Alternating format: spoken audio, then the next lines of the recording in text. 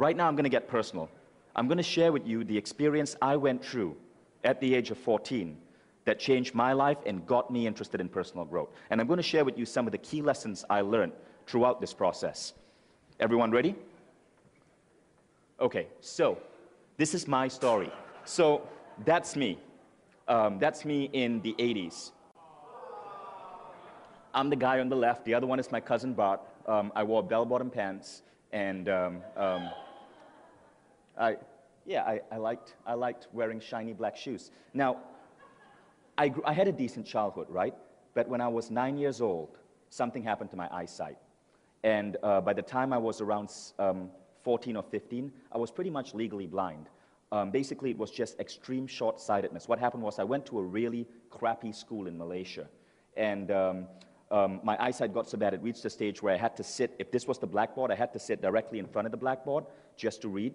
The teachers there didn't really give a damn about the students. This was a school that was just a government-run school, a complete mess. So my parents didn't find out that I had eyesight problems. It wasn't, by the time I was diagnosed, it was too late. I was wearing gigantic, thick glasses. So in my teenage years, I wore these giant glasses that like went all the way down to my mouth. You know 80s glasses? The really big kinds? You could clean them by licking them with your tongue because they were that massive. And so I was this really awkward kid with giant glasses, not very well-built, kind of skinny. I also had really bad skin. If you look up the word nerd in the dictionary, like my picture was pretty much there. So these glasses really bugged me. And I always wanted a way to find a way to overcome my bad eyesight. Now, to compensate for being a nerd, what I would do is I would engage in tons of I really trained my body. So I got into martial arts, I got into exercise, and soon, while I was scoring, I was the top student in my high school. I was also the top athlete in my high school, but I still had really low self-esteem, despite all of that, because of how I looked. I had a really bad acne problem, horrible glasses, and every time I played sports, I would break my glasses. So my glasses actually had tape all around it. So I was in my dad's bookshelf once, just looking at books, and I stumbled upon a particular book called The Sильva Mind Control Method. It was a book written in 1977, I believe. It has since sold some 12 million copies. Flipping through this book, I came across the story of a nun. Her name was Sister Barbara Burns. And that story was about how, through the Sильva method, she was able to go from being legally blind to being able to see clearly in a span of 1 year. And basically what Barbara Burns did was, the Sильva method teaches you to go to what is called the alpha level of mind. It's a level of meditation, but they do it in a very structured way, so you actually know that your brain waves have gone down. This can be measured by a machine called an EEG machine. You know your brain waves have gone down, that you're deeply relaxed, and then they give you specific creative visualization models, positive statements to use, to change yourself, to change your inner identity. What Barbara Burns did was she would tell herself, every time I blink my eyes, my vision gets better, better, and better. Just that statement. After a span of 1 year, her eyesight went back to normal. She was able to discard her glasses. So I decided to try that. Can you guess what happened? Absolutely nothing. After 2 years, literally, I was that desperate to get rid of these horrible glasses. Remember, back in the 80s, contact lenses were different. They were hard, they could scratch your eyes. Contact lenses were not an option. I really wanted to play sports. Glasses was a big barrier. After 2 years of doing this, absolutely nothing happened. And I couldn't understand why. Now, the Sильva method at that point was helping me relax, but I wasn't getting any damn results out of it. And this is where my first lesson in personal growth came. I reread that Sильva book, and I came across a certain paragraph where the author, Jose Sильva, used these words, "Don't jump the gun."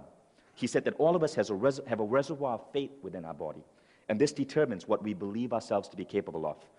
Essentially what that means is, don't try to cure cancer before you can cure your dandruff. You guys get what I'm talking about? Now, what I was trying to do was to cure an ailment that had plagued me for years and years and years, since early childhood. The belief system was so deep-rooted that I couldn't shake it, even with the help of Sильva. You see, in my inner identity, I didn't believe I was worthy. There were lots of other issues with me. I grew up in a religious household.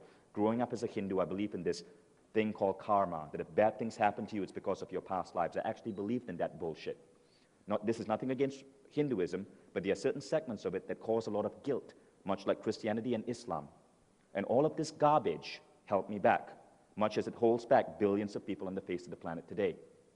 So it was later on, as I matured, that I realized that I wasn't really doing Sylva right, because in my mind, while I was repeating those positive statements, I wasn't doing anything to change my inner identity that I did not deserve better eyesight, that I was ugly, that, that I had low self-esteem.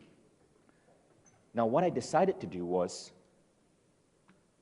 try a smaller test. Remember, don't try to cure dandruff before you can try to cure cancer.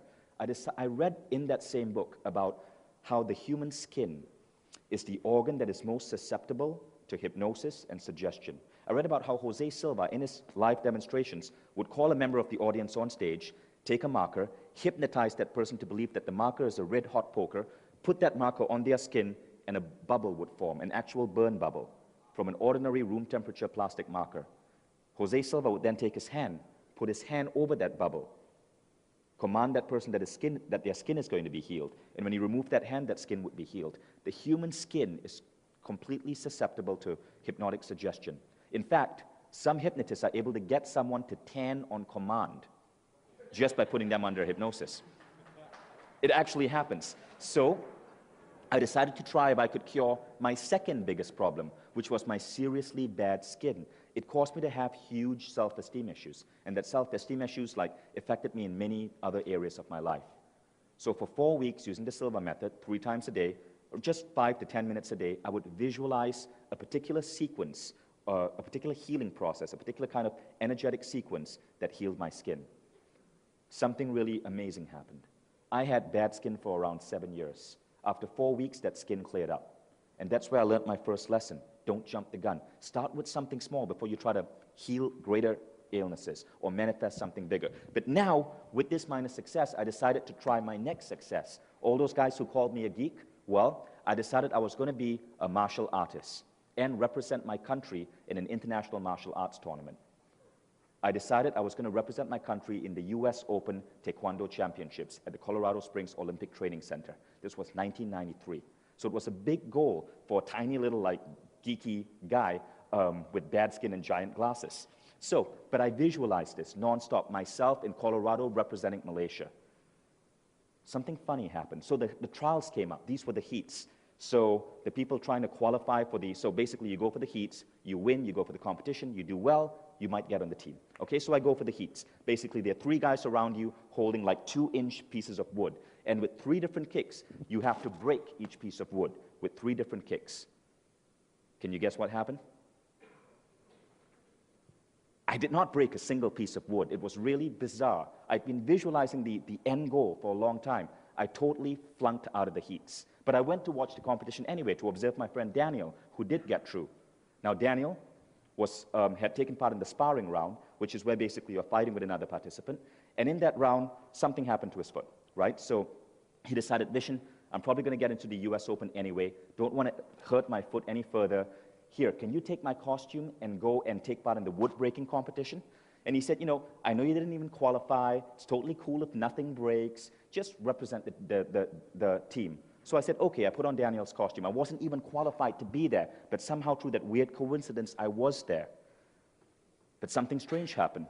At that competition, which was the finals, I wasn't meant to be there. I was replacing someone else. They even thought my name was Daniel. But every single piece of wood broke. And I did that in the fastest time possible. A week later, the instructor came up to me and said, Vishen, I'd like you on that team. And so, even though the path that got me to the US Open was not the path I thought it should take, in other words, I didn't make it to the heats, but I found myself there, I did actually manifest that goal. I was at the US Open Taekwondo Championships, a kid from Malaysia. That was the first time I'd ever set foot in the United States. That made me fall in love with the US, and that's why I later moved there. But exactly what I visualized happened. Key lesson here, when you're visualizing something, don't demand that it comes to you in a certain way, because the universe has its own plans. And so I got the end result. It just didn't come through the conventional way. It came through a bizarre coincidence where I was replacing someone else in that competition floor. Third lesson, I learned that when you visualize something, you're going to get exactly what you visualize, nothing more, nothing less. So I was at the competition, and I get into the ring, have my giant sports glasses on, And the coach goes, so now there are literally hundreds of people watching us. This is the Olympic Training Center. And the coach says, hey, you, come out of here. Step out of the ring. And I go, what's the matter? And the judge says, in US rules, you cannot fight with glasses. And I'm like, wait, but these are sports glasses. They're unbreakable. He says, no, here everyone sues everyone else. You cannot fight with glasses. So I had to take off my glasses. So now I'm in a ring facing Glenn Rayback, the Dutch national champion, and I'm completely blind.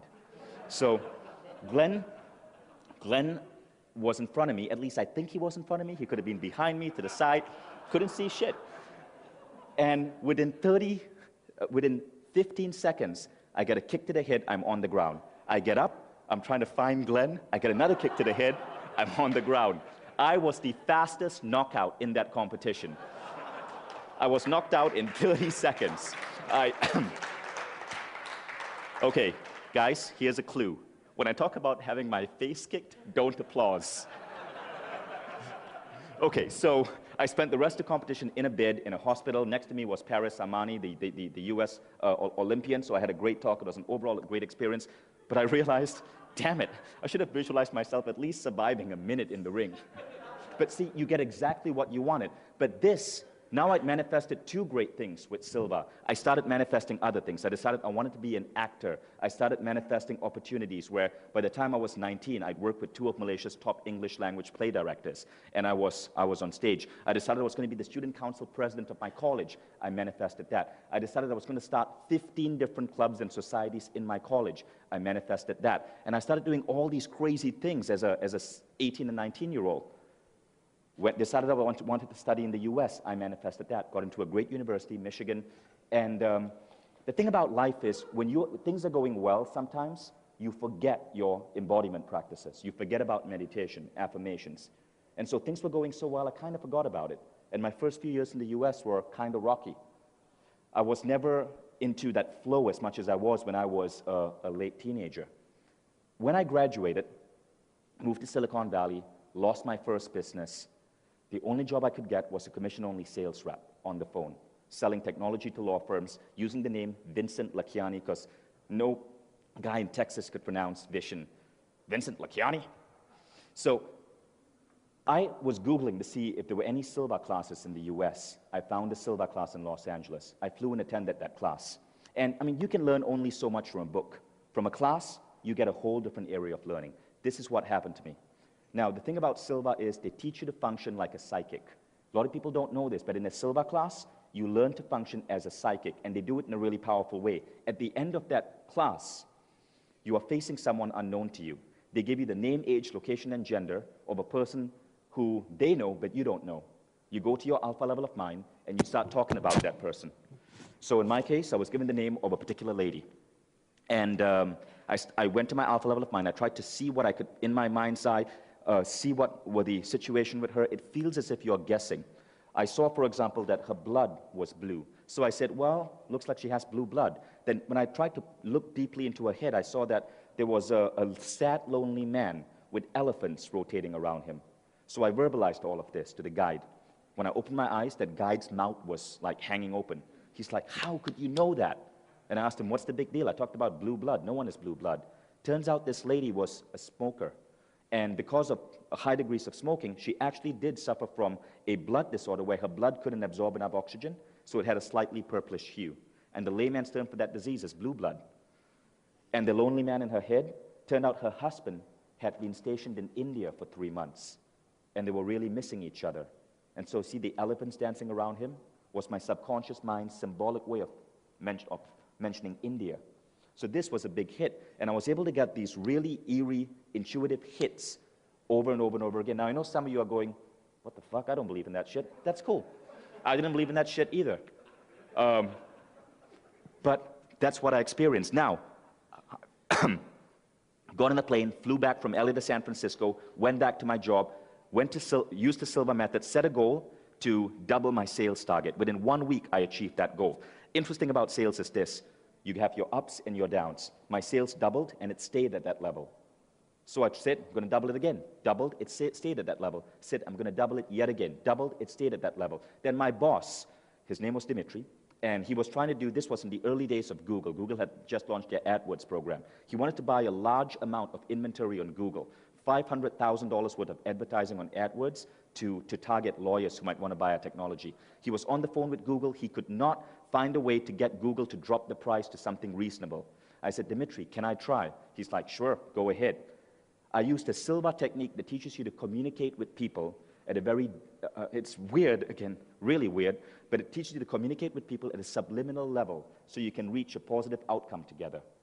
I did that to the sales rep before I got on the phone with her. On that phone, I got them to drop the price to 100 grand. Dimitri was like, how the hell did you do it? You're only a kid. And he said, if you can do that, can you drop it further? I said, sure. I later got them to drop it to 60,000. Second time, using the same technique. I told him, Dimitri asked me, how did you do it? What was your negotiation strategy? I said, it's called ESP. And he didn't talk to me after that for several weeks. But I did get promoted. And in the span of 4 months, I got promoted 3 times. So I was at the company for barely 9 months, this kid from Malaysia with a funny accent who had 0 sales experience. And at the end of 9 months, I was running the New York office. Beautiful, stunning office in Chelsea Market. And that's what Sylva did for me.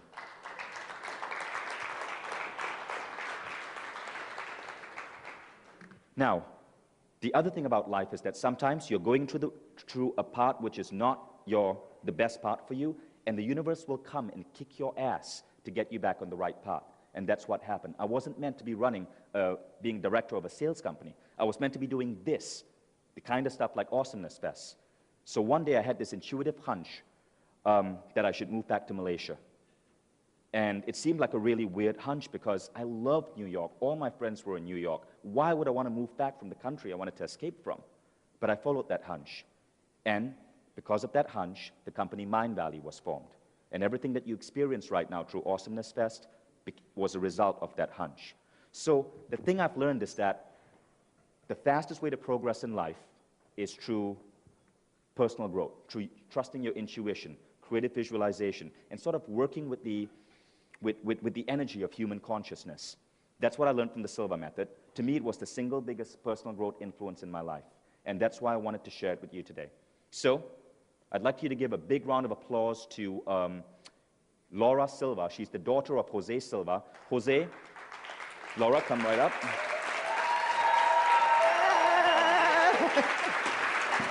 And yay, thank you.